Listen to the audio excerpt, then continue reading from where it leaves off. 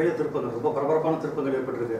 அதில் குறிப்பாக சொன்னோம்னாக்க தேமுதிக இந்த முறை எந்த அணியில் இணைந்து போட்டியிடப் போகுதுன்ற கேள்விக்கு இது வரைக்கும் பதில் கிடைக்கலங்க. ஏடிஎம்கே சைடில் என்ன சொல்றாங்க, 4 தொகுதி தான் சொன்னாங்க. அது வந்து தேமுதிக ஏற்றுக்கல.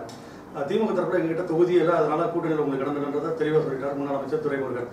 ஆக தேமுதிக தரப்பு என்ன முடிவு எடுக்க போகுதுன்றது தான் ஒரு $1 மில்லியன் கொஸ்டின். இப்படிப்பட்ட ஒரு சூழ்நிலையில் ஒரு திடீர் திருப்பமாக ஒரு தகவல் வெளியாகி இருக்கு. என்னன்னு சொன்னா, தேமுதிக அடுத்த கட்டமாக டிடிவி தினகரன் தலைமையில் இயங்கக்கூடிய அமமுகவுடன் கூட்டணி தொடர்பான பேச்சுவார்த்தையை தொடங்க போறதாக ஒரு தகவல். இது எந்த அளவுக்கு உண்மை, எந்த அளவுக்கு சாத்தியம்ன்றது நமக்கு தெரியல. ஆனால் இப்படிப்பட்ட ஒரு கூட்டணி அமையும் பட்சத்தில் அதனுடைய விளைவுகள் எப்படி இருக்குன்றதை வந்து யோசிக்க தோணுது. இப்போ தேமுதிகவுடன் இருக்கக்கூடிய ஆப்ஷன் பார்த்தீங்கன்னா 2 தான். ஒன்று தனித்து போட்டியிடுவது, அது வந்து கிட்டத்தட்ட வந்து தற்கொலைக்கு சமம்னு சொல்லலாம். ஏன்னா இந்த முறை வந்து கேப்டன் விஜயகாந்தால் வந்து பிரச்சாரம் செய்ய முடியாதுன்னு வந்து அவங்களோட கட்சிக்காரங்க நல்லா தெரிஞ்சு வச்சிருக்காங்க. ஏன்னா அவருடைய உடல்நலம் வந்து இன்னும் முழுமையாக குணமடையலன்னு தான் கேள்விப்படுறோம். அடுத்த கட்டமாக பார்த்தீங்கன்னாக்கா டிடிவி தினகரன் கட்சியுடன் இணைந்து செயல்படுவது, அதற்கான சாத்தியக்கூறுகள் இருக்கிறதா சொல்கிறாங்க.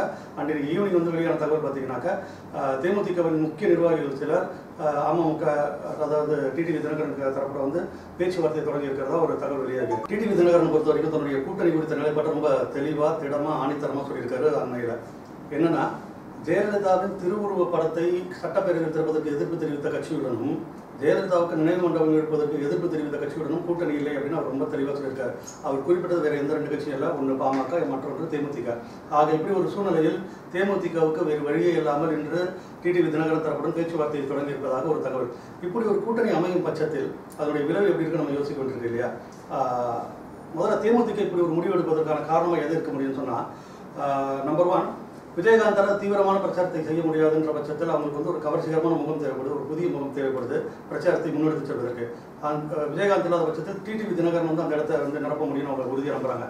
அது மட்டும் இல்லாமல் தேமுதிகவுக்கு அவங்க எதிர்பார்க்கக்கூடிய எண்ணிக்கையில் ஒரு கௌரவமான மரியாதைக்குரிய எண்ணிக்கையில் வந்து தொகுதிகள் வந்து ஒதுக்கீடு செய்யப்படவும் வாய்ப்புள்ளது.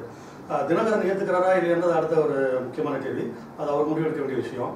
அப்படி கூட்டணி அமையும் பட்சத்தில் தினகரன் வந்து தேமுதிகவும் தன்னுடன் சேர்த்து கரை சேர்த்து விடுவார். ஒரு அலை வீசும் பட்சத்தில் தினகரனால் வந்து தேமுதிகவும் கரை சேர்க்க முடியும்னு வந்து தேமுதிக நிர்வாகிகள் சிலர் வந்து உறுதியாக நம்புறாங்க. அது இன்று வந்து சென்னையில் நடைபெற்ற அந்த கட்சியின் ஆலோசனை கூட்டத்திலும் கூட சில நிர்வாகிகள் வெளிப்படையாக பேசியிருக்காங்க. இதன் அடிப்படையில் தான் வந்து சுதீஷ் வந்து தேமுதிக சார்பாக தினகரன் தரப்புடன் ஒரு அதிகாரப்பூர்வமற்ற ஒரு மறைமுகமான பேச்சுவார்த்தை தொடங்கி இருக்கிறதாக ஒரு தகவல் வெளியாகி இருக்கு. இப்படி நடக்கும் பட்சத்தில் தமிழக தேர்தல் களத்தில் 3வது அணியாக தினகரன் அணி வந்து தினகரன் தலைமையிலான ஒரு அணி உருவாகும். அந்த 3வது அணியின் தாக்கம் வந்து கொஞ்சம் பலமாக இருக்கும்னு வந்து அரசியல் பார்வையாளர்கள் வந்து நினைக்கிறாங்க.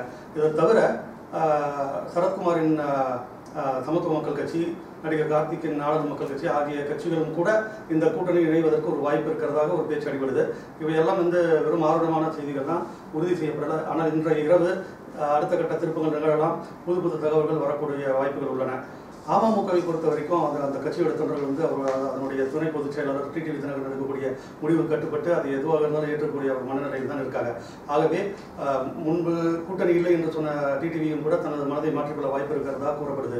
அதுவும் தேமுதிக வந்து நிச்சயமாக வந்து கூட்டணி இணைஞ்ச பிறகு ஜெயலலிதா குறித்த கருத்துக்கு வருத்தம் தெரிவிக்க தான் போறாங்க.